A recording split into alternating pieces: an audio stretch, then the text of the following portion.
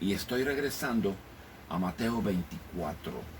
Te hice una promesa que estaríamos trabajando con Mateo 24. Entonces, regresaremos a Mateo 24. En esta vez estoy en el capítulo 24, verso 9. Y dice el verso 9, profecía de Jesús respecto de los últimos tiempos. Aprovecho para repasar que hemos dicho más de una vez que los últimos tiempos, pues, arrancaron cuando Jesús ascendió a los cielos y que van a dar su cumplimiento cuando Jesús venga para instalar su reino, como dice Juan capítulo 14. Volveré otra vez, dice el Señor Jesús. Te doy palabra, mi hermano. En Mateo 24, 9, entonces os entregarán a tribulación, y os matarán, y seréis aborrecidos de todas las gentes por causa de mi nombre. Anteriormente Jesús ya había hecho mención de las dificultades en que se meterían aquellos sus discípulos por causa de su nombre. Es conocido de muchos de nosotros que Jesús envió un grupo de 12 y también un grupo de 70.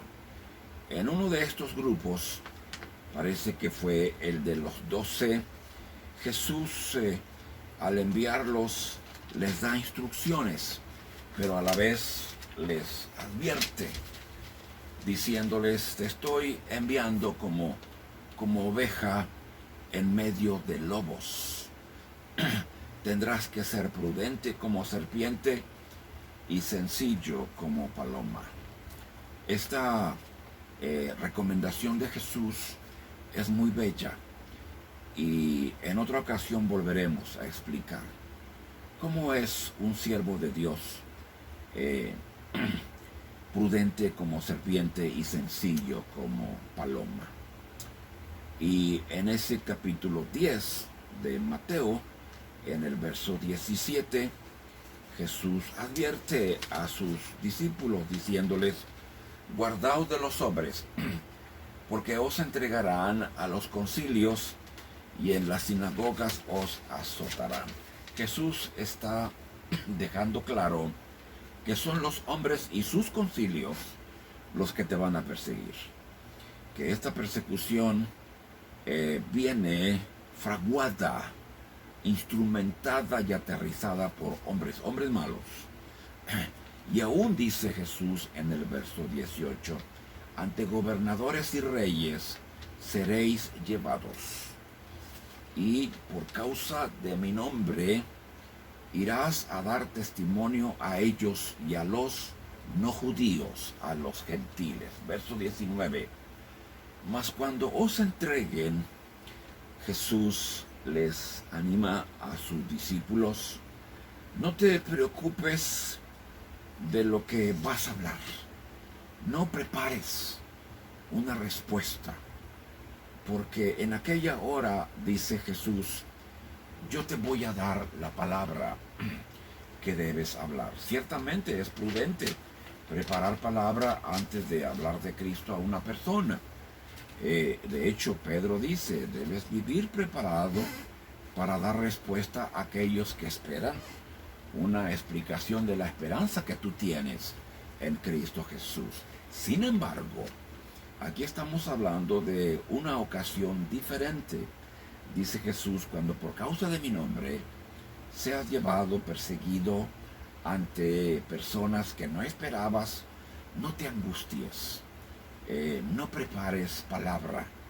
Yo te voy a dar palabra, y te voy a dar la palabra que debes darles. Acostúmbrate, mi hermano, a depender de Dios y decirle: Señor, no voy a preparar palabra ante este caso que vino de pronto, que me tomó por sorpresa. Dame tú, Señor, las palabras que debo contestar ante esta persona o ante esta situación.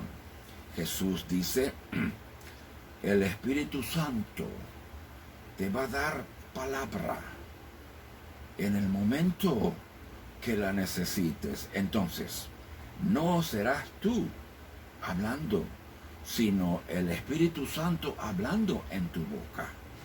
Esta enseñanza es preciosa. Dice, porque no sois vosotros los que habláis, sino el Espíritu de vuestro Padre que habla en vosotros. Aquí hay tres enseñanzas. Da mención, sienta un antecedente del Espíritu Santo, la persona del Espíritu que Dios te dio y que estaría o estará hablando en tu boca. Entonces, las palabras, mi amado, que te dé el Espíritu Santo son mejores que las que tú puedas preparar muchas veces. Que Dios nos ayude para andar en el Espíritu. Y luego Jesús da un viraje, volviendo a lo que les espera a sus siervos en los últimos días. Dice, el hermano entregará a la muerte al hermano y el padre al hijo, y los hijos se levantarán contra los padres y los harán morir, y seréis aborrecidos de todos por causa de mi nombre. Este pasaje está muy espeso, y si lo vemos de una manera moral, familiar, dice, pero ¿cómo puede ser posible que los hijos se levanten contra los padres y los hagan morir? ¿Cómo puede ser posible que lleguemos a ser aborrecidos de nuestra propia familia? Es algo que va contra la naturaleza. Y sí es verdad. Sin embargo, el nombre de Cristo, el nombre de Jesús, nombre sobrenatural, también va contra lo sobrenatural. Y entonces aquí tenemos un asunto interesante. Por causa de Cristo, verás, oirás y sufrirás cosas que racionalmente hablando son inexplicables.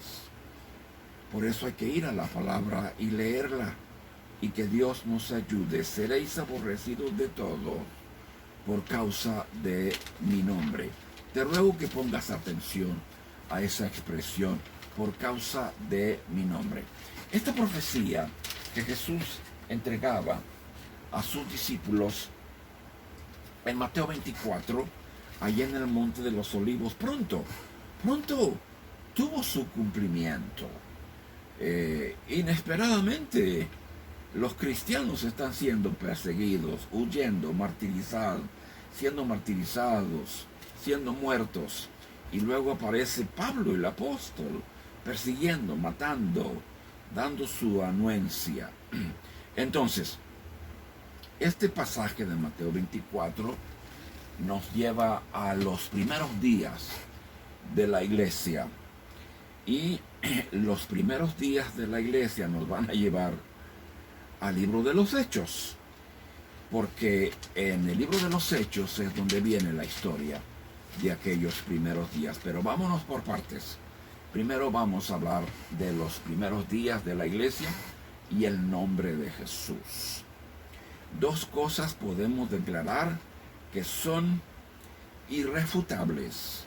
La primera, que hubo una relación hostil, violenta, inmediata, que se presentó como una aparente intolerancia, como una inofensiva intolerancia contra los cristianos, pero que luego se convertiría en un rechazo abierto, en persecución y muerte contra los primeros creyentes. Segunda cosa, que esta reacción violenta, injusta, sanguinaria, la habría provocado, aquí te va, hermano, un nombre, el nombre de una persona. Que esta reacción violenta, injusta, sanguinaria, era provocada por una persona que se llamaba Jesús. La sola mención del nombre de Jesús en boca de los nuevos creyentes y la proclamación de la muerte y resurrección de Jesús crearía una reacción hostil de parte de los líderes religiosos, fariseos, escribas, saduceos, que se convertiría en persecución y muerte. Y vino pues por causa del nombre de Jesús. Mi hermano, es posible que tu denominación o tu religión, incluso tus doctrinas, no te causen problemas con tus familiares, tus parientes, la colonia donde vives. Pero el nombre de Cristo Jesús, sí te los va a causar. Una vez que tú declaras a Cristo Jesús como tu Salvador y Señor, no solo de tu vida, sino de la vida de todos los que te escuchan, empezarán las dificultades. El nombre de Jesús, entonces, traerá problemas, hermano, a tu vida. En el libro de los Hechos, donde viene pues el registro de los primeros cristianos y la persecución contra ellos y el nacimiento de la iglesia, encontramos, hermanos, un desafío de fe, encontramos visión y encontramos una aventura. Por eso yo quiero, hermano, regresar contigo al libro de los Hechos y quiero desafiarte, hermano, quiero inducirte a una vida de fe y de aventura. Quiero compartirte pues la palabra, y yo sé que Dios te dará la visión y las ganas de vivir para Cristo el resto de tus días. El libro de los Hechos abarca un periodo de aproximadamente 30 años, desde el nacimiento de la iglesia en el día de Pentecostés hasta el encarcelamiento de Pablo en Roma. El último, dijimos que estuvo preso 2 veces. Es posible que Pablo estuvo preso en Roma 2 años. La primera vez fue declarado libre porque no había delito que perseguir. Y Pablo fue liberado. Vuelve a Jerusalén y arranca sus 2 segundos viajes misioneros. Sin embargo, el apóstol Pablo, antes de convertirse a Cristo, era un hombre apegado a la disciplina más estricta de los fariseos, de la secta de los fariseos. Y se había convertido, dijimos, si no mal recuerdo, en la ocasión pasada, se había convertido en un decidido defensor del judaísmo, no de Cristo, del judaísmo. Aquí viene la diferencia, mi amado. Cuando tú saltas de defender doctrinas, denominaciones, ideas, postulados, creencias, X, para defender el nombre de Jesús. Pablo se refería a los amigos suyos, hermanos de raza, diciendo: tienen mucho celo, pero es un celo sin ciencia, porque quieren establecer su justicia personal por encima y primero de la justicia de Cristo, que es conforme a la fe. Cuando el hombre cree que es justo, cuando el hombre no necesita el perdón de sus pecados, la gracia para ser salvo, entonces él tiene una justicia personal y es orgulloso y va a defender a capa y espada su justicia propia. Pablo era uno de esos, y en Pablo se cumple pues la profecía de Mateo 24. Te van a aborrecer por causa de mi nombre. Dice que Pablo se convierte en un acérrimo, gratuito enemigo del cristianismo, de Cristo mismo. En Hechos 8, 26, Pablo dice que asolaba, dice Hechos, la iglesia, y entrando casa por casa arrastraba a hombres y mujeres. Tú has oído, hermano, en televisión los noticieros de los terroristas del Islam y otros de diferentes organizaciones criminales. Pues déjame decirte que Pablo era un terrorista. Pablo era un terrorista en los términos completos del significado de ese término. Sembraba terror en el pueblo de Dios. Aterrorizaba a las familias, a las mujeres, a los niños, entrando casa por casa, y arrastraba a hombres y mujeres y los entregaba en la cárcel. Él mismo lo confiesa en el capítulo 26, versos 9 al 11. 3 veces Pablo comparte su conversión a Cristo, preciosa conversión en el libro de los Hechos. 3 veces Pablo recuerda lo que fue. 3 veces Pablo llora, se arrepiente y dice, lo hice por ignorancia, lo hice por ignorancia. Y ahora Pablo está justo en los zapatos de aquellos a quienes persiguió, aquellos a quienes dio su anuencia que fueran muertos. Yo, dice Pablo, ciertamente había creído mi deber hacer muchas cosas, escucha mi hermano, contra el nombre de Jesús de Nazaret. Vamos a estar trabajando en este asunto, porque el asunto está allí. El meollo de todo el conflicto espiritual está en el nombre de Jesús, porque Jesús es Dios y porque hay una frontal lucha a muerte entre los dos reinos, el reino de las tinieblas y el reino de la luz. En el reino de las tinieblas, Belcebú, el príncipe de los demonios, es el Señor, y de allá venimos todos.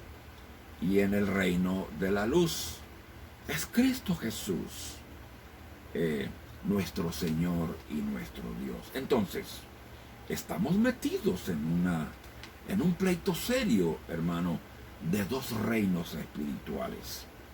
Y todo acaba, todo aterriza en el nombre de Jesús. Dice Pablo, creí que era mi deber pelear contra el nombre de Jesús de Nazaret, lo cual también hice en Jerusalén. Yo encerré en cárceles a muchos de los santos, habiendo recibido poderes de los principales sacerdotes.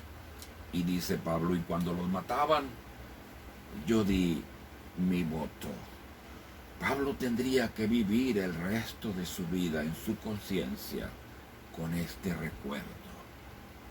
Aún siendo un hombre perdonado, y muchas veces castigándolos, en todas las sinagogas los forcé a blasfemar, y enfurecido sobremanera contra ellos los perseguí hasta en las ciudades extranjeras.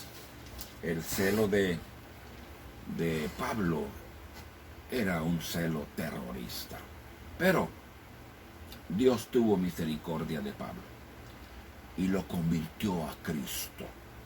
Y después de su milagrosa conversión, de la cual tenemos, como te dije, mi hermano, 3 relatos en el libro de los Hechos, Pablo vino a ser un seguidor de Cristo y resuelve vivir el resto de su vida para Cristo y pagar el precio. Y es así que él escribió en Gálatas 2:20, con Cristo estoy juntamente crucificado, y ya no vivo yo, mas vive Cristo en mí. Y lo que ahora vivo en la carne, dice Pablo, lo vivo en la fe del Hijo de Dios, el cual me amó y se entregó a sí mismo por mí. Con Cristo estoy juntamente crucificado. Para mí, diría Pablo, el vivir es Cristo y morir es ganancia. Los primeros días de la iglesia, pues, arrancaban con dos eventos sobrenaturales. El primero, el bautismo del Espíritu Santo que descendía en los reunidos allí en Jerusalén. Y el segundo evento que dio arranque a la iglesia fue otro hombre, un hombre llamado Pedro. Y si tú vas conmigo a Hechos 2:14, dice, un hombre que se puso de pie y alzó la voz. En Hechos 2:14 se registra, hermano, el mismísimo momento, la manera, el lugar, el cómo arrancó la iglesia después del bautismo del Espíritu Santo que descendió para ungir y dar poder a los que estaban congregados allí, obedeciendo la instrucción que Jesús había dado. Hermano varón, escucha esto con todo respeto. Si quieres llevar la fiesta en paz y no tener problemas familiares, quédate sentado y no abras la boca. Porque dicen las gentes que sentadito y calladito te miras más bonito. Es lo que la gente dice. Eso no está en la palabra, mi hermano. Eso no viene de Dios. No es un texto para que no vayas a intentar memorizarlo o ponerlo allí en el refrigerador para repetirlo todos los días. ¿Cómo arrancó puesto este asunto? Dice que Pedro en el verso 14, poniéndose en pie, con los otros 11, alzó la voz y les habló diciendo, poniéndose en pie y abriendo la boca. Hermano, tendrás que ponerte de pie y abrir la boca. No puedes pasar el resto de tu vida como un gran pensador, como un hombre contemplando la belleza de cómo otros hacen el trabajo. No puedes sentarte a contemplar cómo tus hijos se pierden. No puedes sentarte y ver tu hogar que anda de cabeza y seguir callado. No puedes. Tendrás que levantarte y abrir la boca. No tengas temor, hermano. Te lo digo a ti como varón porque tú eres el principal responsable. No hay manera de culpar a las esposas. Yo no lo haría. Tú eres el responsable delante de Dios. Que Dios nos ayude. Varones israelitas, dice Pedro en el verso 22, capítulo 2. Oíd estas palabras. Jesús Nazareno, varón aprobado por Dios entre vosotros, con las maravillas y prodigios y señales que Dios hizo entre vosotros por medio de él, como vosotros mismos lo sabéis. El argumento de Pedro es muy fuerte aquí, diciendo, Jesús ha hecho muchas maravillas entre ustedes, pero estas maravillas son para mostrarte que Jesús es el Mesías, que Dios aprobó para que sea tu Salvador. A este, dice Pedro, entregado por el determinado consejo y anticipado conocimiento de Dios, o sea, que Dios no fue tomado por sorpresa cuando mataron a su hijo, por supuesto. Prendisteis y matasteis por manos de inicuos, crucificándole, al cual Dios levantó, suelto los dolores de la muerte, por cuanto era imposible que fuera retenido por ella. A este Jesús resucitó Dios, de lo cual todos nosotros somos testigos. Pedro aquí concluye este mensaje diciendo, estos que ustedes dicen que están borrachos, no están borrachos, están ungidos con el Espíritu Santo, es el cumplimiento de una promesa acerca de Jesús el Mesías. Sepa pues, dice Pedro a los judíos, ciertísimamente toda la casa de Israel, que a este Jesús, a quien vosotros crucificasteis, Dios le ha hecho Señor y Cristo. A este Jesús, Pedro continúa confrontando a los judíos. Te estoy leyendo textos de varios capítulos de Hechos y los llama a arrepentirse y a recibir a Cristo como su Mesías, su Señor y su nuevo Rey. Obviamente, mi hermano, esto traería mucha, como se dice, mucha intranquilidad. Sería un asunto que alborotaría a todo Jerusalén. Jesús es tu Mesías, Jesús es tu Salvador, Jesús es tu Señor, Jesús es tu Rey. Contundente, hermano, contundente. En Hechos pues 2:36 se registra que aquel día, después del agresivo mensaje cristocéntrico de Pedro, aproximadamente se convirtieron al Señor muchas personas, como 3,000 personas. Fue el resultado de la predicación de Pedro. Y así arrancaba nuestra iglesia, hermanos, la iglesia del Señor Jesús, que Él compró con su sangre, como una nueva y extraña comunidad. Una comunidad que parecía más bien una familia. Una familia cuyo perfil no había sido vista antes entre las gentes, porque dice que vendían sus propiedades y sus bienes.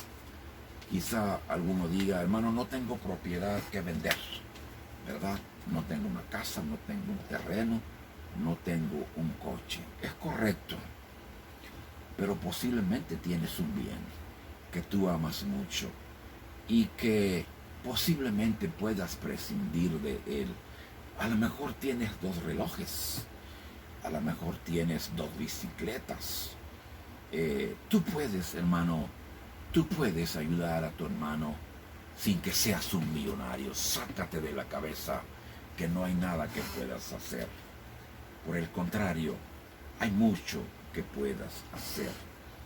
Una nueva comunidad pues aparecía en medio de la sociedad. Una comunidad que más bien parecía una familia que se querían mucho entre ellos. Vendían sus bienes y los repartían a todos según la necesidad de cada uno. Permíteme, hermano, un comentario un poco malicioso. ¿Sería factible que la iglesia nuevamente resucitara su amor por su prójimo y sacrificara sus bienes para compartir el producto de esa venta o de ese objeto y compartirlo con los hermanos? Hay 2 respuestas. La primera es, yo creo que sí. Yo creo que sí hay en el pueblo de Dios, porque lo ha habido, personas que están dispuestos a compartir generosamente sus bienes. Yo he recibido terrenos, casas, vehículos, dinero de hermanos en Cristo. Yo también he vendido casas y he regalado vehículos. Entonces, hermano, no te pongas en un plan de imposible. Esto es parte de la historia. Hay gente que dice, olvídate, Ramón, eso ya está fuera de contexto. No lo está, mi hermano, no lo está. Y posiblemente una de las razones por las cuales queremos sacarlo de contexto es por aquellas personas agandache. Aquellos como Ananías y Zafira, que tienen, pero quieren más. Y no saben compartir lo que Dios les ha dado. Por eso Pedro confronta a Ananías y le dice: ¿por qué llenó Satanás tu corazón? No tenías que vender tu propiedad, no tenías que simular nada. Pudiste haberte quedado con tu propiedad, pero has mentido al Espíritu y serás ajusticiado. Entonces, ese pecado de la simulación fue severamente atacado, reprendido en las vidas de los primeros cristianos. Sin embargo, hermano, todavía hay mucho que hacer.